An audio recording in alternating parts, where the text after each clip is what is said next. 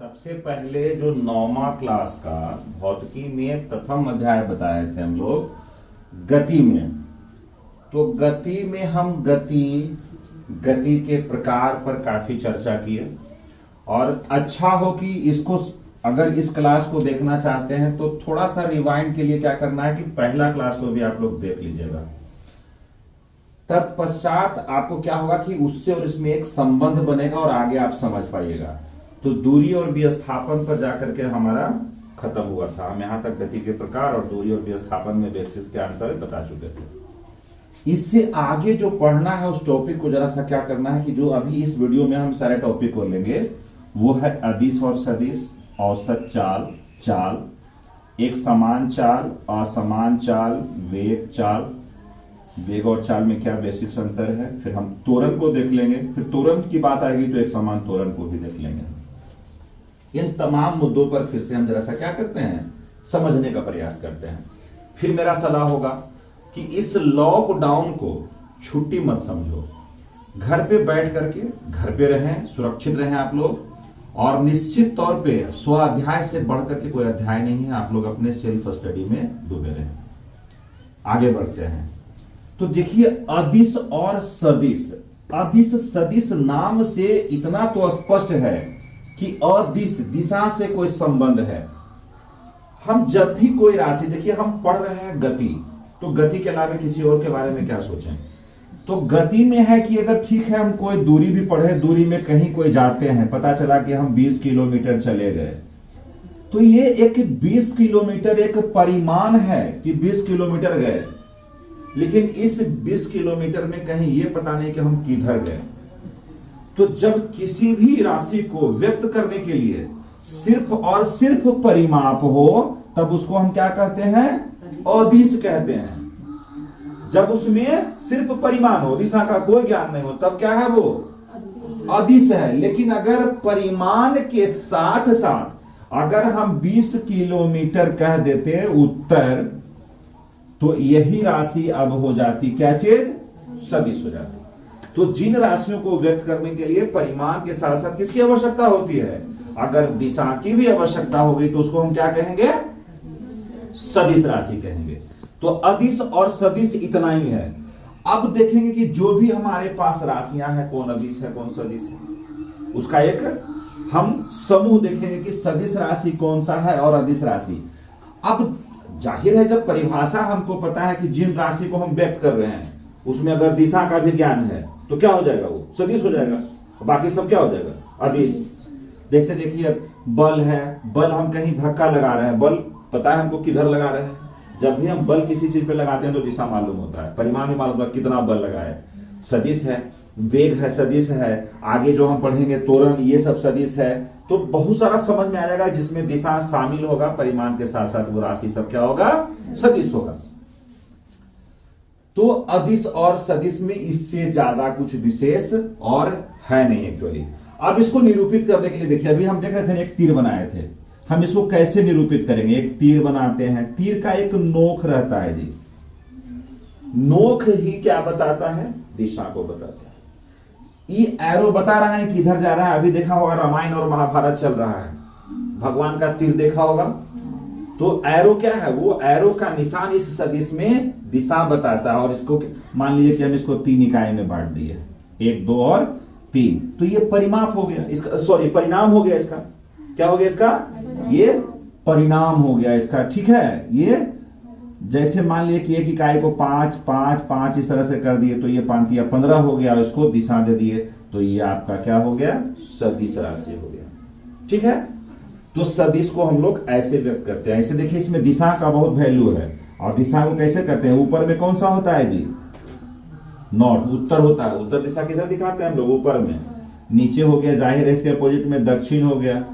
जाहिर है जब ये नॉर्थ है तो उत्तर और दक्षिण के इधर कौन सा होता है, दाहिने कौन सा होता है, ईस्ट होता है। दाहिने कौन सा हो गया, पूरब हो गया। जाहिर इसके अपोजिट में क्या हो गया, वेस्ट। मान लीजिए कोई राशि इधर गया, इसको हम क्या कहेंगे, नॉर्थ ईस्ट।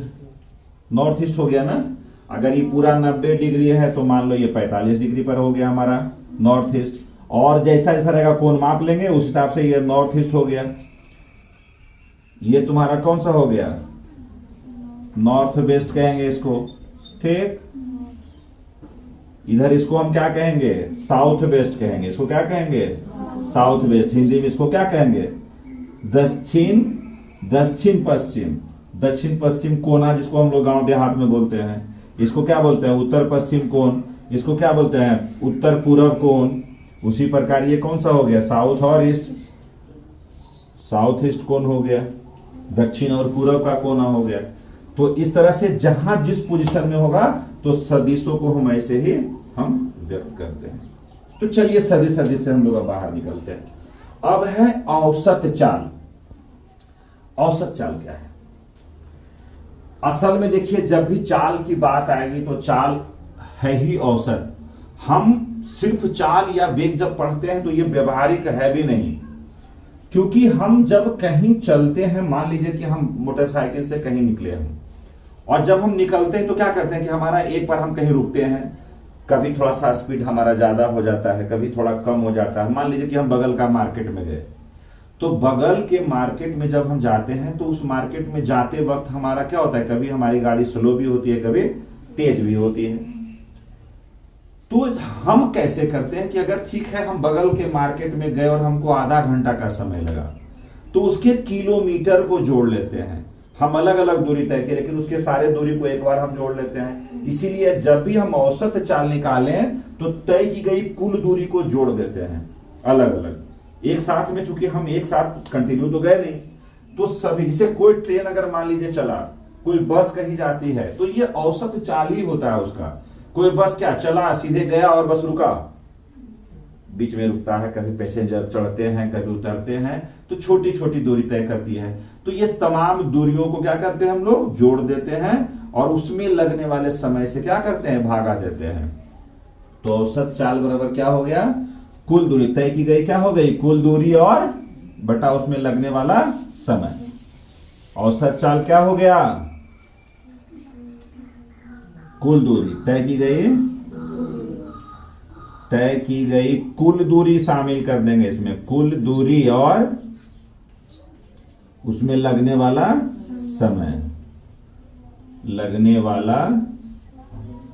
समय, ठीक है। तो कुल दूरी तय की गई, कुल दूरी में अगर आप समय से भागा देते हैं तो आपको जो प्राप्त होता है वो क्या होता है, औसत चाल।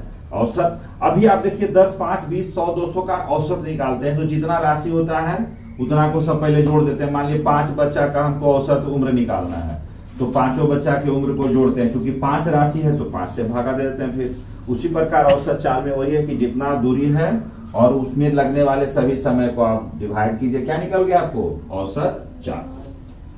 चाल इससे अलग क्या होगा, जब हम औसत चाल को समझ गए तो चाल क्या है कि कोई भी पिंड के द्वारा, कोई भी पिंड, मान लीजिए कि आप गाड़ी को देखते हैं तो देखिएगा वहां पर स्पीड लिखा हुआ रहता है। क्या लिखा रहता है, स्पीड 40 किलोमीटर प्रति घंटा है, ऐसा रहता है ना।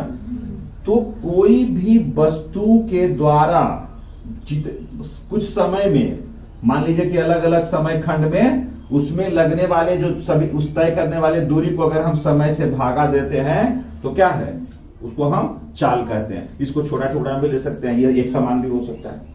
जैसे मान लीजिए कि हम 10 किलोमीटर की दूरी गए, हम अचानक, अभी गाड़ी यहीं से आ रही थी लेकिन हम चूंकि ऑब्जर्व कर रहे थे, हम यहां से यहां तक में देख लिए, यहां से देखे कि ये 2 किलोमीटर की दूरी 10 मिनट में पार किया, ठीक है। तो यहां पे औसत चाल नहीं होगा, सीधे 2 किलोमीटर को हम 10 मिनट से क्या करेंगे, डिवाइड करेंगे, हमारा उस समय का चाल हो गया। क्या हो गया, तो चाल एक स्पेसिफिक अलग हो गया, लेकिन जब इसी का टोटल का हम एवरेज निकालते हैं तो कहते हैं औसत चाल।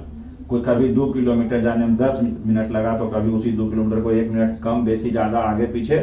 फिर देखो इसी चीज को हम लोग समझेंगे असमान चाल में।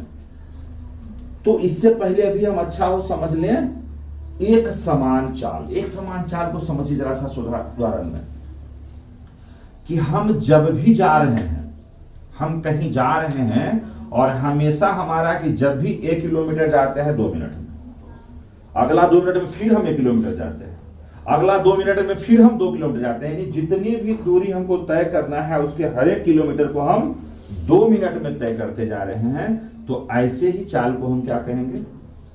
एक समान चाल। यानी हमारा चाल एक समान है, कहीं कम और ज्यादा नहीं है। तो ऐसे चाल को हम क्या कहेंगे? एक समान चाल कहेंगे। मेरे ख्याल से इसको कोई बहुत ज्यादा बच्चा वाला तो बहु वाला तो बात है। तो ये क्या हो गया आपका? एक समान चाल क्लियर हो गया कि हम अगर बराबर दूरी बराबर समय अंतराल में तय करें, अलग अलग छोटी छोटी दूरियां उतनी ही समय में बार बार अगर हम मेरे द्वारा तय किया जाए या किसी पिंड के द्वारा तय किया जाए तो क्या हो जाएगा? एक समान चाल हो जाएगा। असमान चाल अब समझने में दिक्कत है।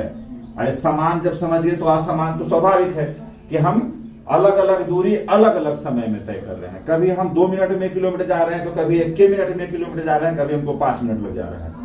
तो जब हमारा टाइम डिफरेंस, समयांतराल अलग अलग है, दूरी अलग अलग तय कर रहे हैं, तो ऐसे दूरी को हम लोग क्या कहेंगे? असमान कहेंगे। आ जाइए वेग और चाल। तो पहले वेग को समझेंगे हम। चाल और वेग में जो अंतर है बस इतना ही है कि जब हम कहीं जा रहे हैं, कुछ समय लग रहा है, तो हम कहते हैं मेरा इतना चाल था। आप 40 किलोमीटर की दूरी को अगर 1 घंटा में जाते हैं तो क्या कहते हैं? 40 किलोमीटर प्रति घंटा के स्पीड से। गाड़ी देखे हो, उसमें किलोमीटर प्रति घंटा का 1 मीटर लगा रहता है। लेकिन वेग जब है तो वेग में हम क्या करते हैं कि हमको दिशा मालूम होता है कि किस दिशा में यह चला गया चाल है। तो चाल के अंतर्गत अगर आप दिशा को अगर शामिल कर दीजिएगा तब वो क्या हो जाएगा? वही चीज वेग हो जाएगा। ये वेलोसिटी हो गया। तो चाल और वेग में इतना ही अंतर है। जाहिर है इसमें जब दिशा शामिल हो गया तो ये तो सदिश राशि हो गया, जबकि चाल अदिश राशि है। वेग सदिश राशि और चाल अदिश राशि। समझ में आ रहा है जी? समझ में आ रहा है तभी आगे बढ़ने से फायदा है कि वेग क्या हो गया? जब कोई भी दूरी को हम समय के साथ एक तय दिशा में तय करते हैं, उसमें एक निश्चित दिशा की ओर अगर हम तय की गई हमारा जो क्या है दूरी किसी भी समय में, तो वो हमारा क्या हो गया? वो वेग देता है। वो क्या देता है हमारा? वो वेग देता है।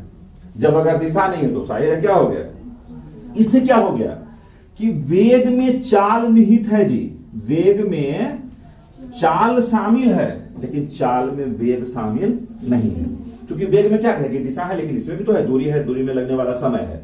तो चाल तो हो ही गया, वेग में भी चाल है। यानी अगर वेग की कल्पना करें तो वेग में चाल शामिल है लेकिन चाल में वेग शामिल नहीं है। ठीक है, इस चीज को समझिए। आगे बढ़ते हैं। अब देखिए त्वरण।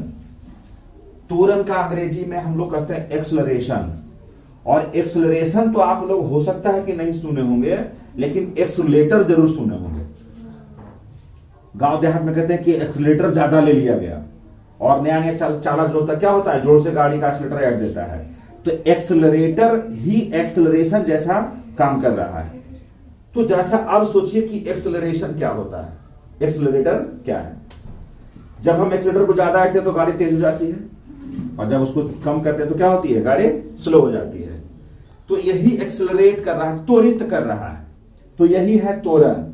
यानी वेग में परिवर्तन कर रहा है, लेकिन उस परिवर्तन में जो समय लग रहा है, समय के साथ दर है, तो इसको हम क्या करेंगे? क्या परिभाषा देंगे कि वेग में परिवर्तन के दर को त्वरण कहते हैं। वेग में परिवर्तन के दर को, दर का मतलब परिवर्तन कितना समय में हुआ, उसमें टाइम टेकिंग क्या है।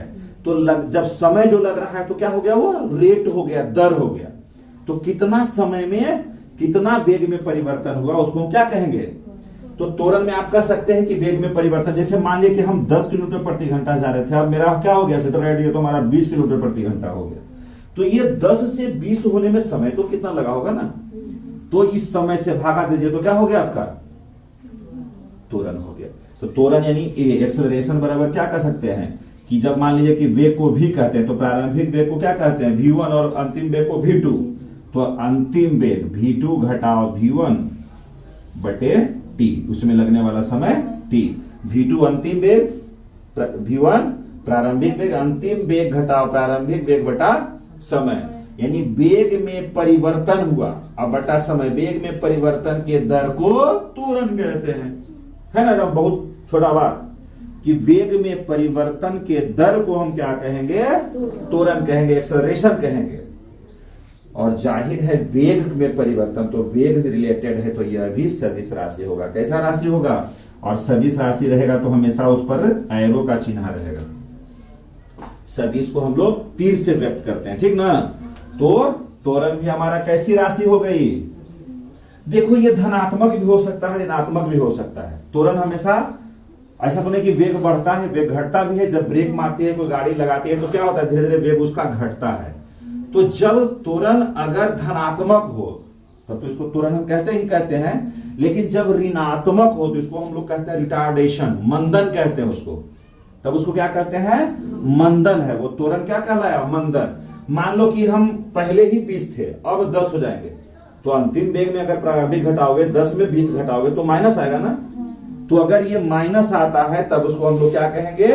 तब इसी त्वरण को हम लोग क्या कहते हैं? मंदन, रिटार्डेशन कहते हैं। क्लियर है? अब हमारा जो आखिरी का एक जो पॉइंट है वो क्या है? एक समान त्वरण। अभी हम बोले वेग में परिवर्तन, अगर ये परिवर्तन हमेशा एक निश्चित समय अंतराल में निश्चित परिवर्तन हो रहा है लगातार, हर एक 10 मिनट में वेग उतना परिवर्तित हो जाए, हर एक 10 मिनट में वेग का परिवर्तन अगर वही उतना सेम हो जाए, तब ऐसे त्वरण को क्या कहेंगे? एक समान त्वरण। ठीक है? ये बार बार उतना ही परिवर्तन हो रहा है तो त्वरण कैसा है? एक समान। या चाहे वो फिर घट भी रहा है एक समान, तो उस समय मंदन हो गया एक समान। तो त्वरण एक समान समझ में आ रहा है कि ये जो वेग में परिवर्तन का दर एक निश्चित समय में निश्चित परिवर्तन को अगर दोहराता जा रहा है तो ऐसे त्वरण क्या कहलाएंगे? एक समान त्वरण कहलाएंगे। इसके बाद क्या होगा कि हम लोग थोड़ा सा ग्राफ देख लेंगे। उस ग्राफ के द्वारा हम लोग कुछ समीकरण को भी क्या करेंगे? समीकरण को देखें कैसे समीकरण बनता है। तो बहुत प्रकार के समीकरण और ग्राफ पर फिर हम लोग जो है एक क्लास और कर लेंगे। हमको लगता है कि एक क्लास में से ज्यादा होना उचित नहीं।